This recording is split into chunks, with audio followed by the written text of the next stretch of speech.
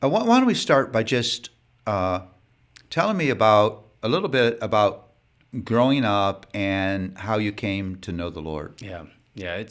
So my story was one that, as a high schooler and even as a college student, I would almost be hesitant to tell. Not because there were any extreme moments in there where you had the massive low and the massive high, but because it seems so ordinary.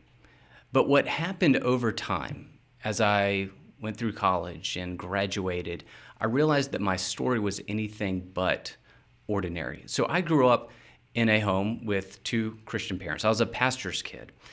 And I was fortunate by God's grace to have parents that regularly talked about what the scripture said. They regularly talked about the gospel.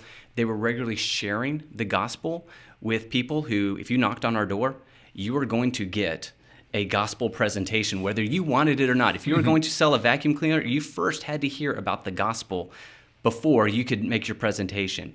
And so I saw this, on a very daily basis.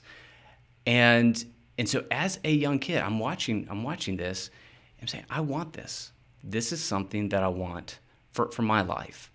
And so at the age of 7, I went to my dad and I said, I want to become a Christian. And so he walked me through the gospel, trying to make sure as best as he could to understand that I knew what I was signing up for.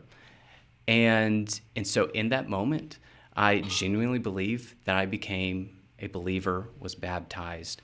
Now, that doesn't, of course, mean that everything was great from there on. There were ups and downs, and through God's grace, I'm continuing to be sanctified, to become more like Him.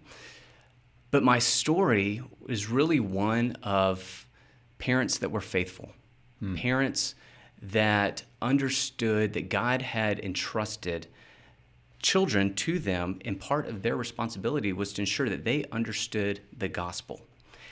And what I have learned over time is that is rare. And so I find myself, as I get older, becoming more and more thankful for the grace that God gave me to be placed in that family. I had no control over what home I was going to be born in, but He placed me in this family with two loving parents that loved Jesus and wanted to make sure that their kids understood the gospel. Obviously, it's ultimately up to them. They can't make us believe. But I was born into a family that where the gospel is regularly preached and taught, and I've learned that once again it's abnormal, and so I'm grateful for it.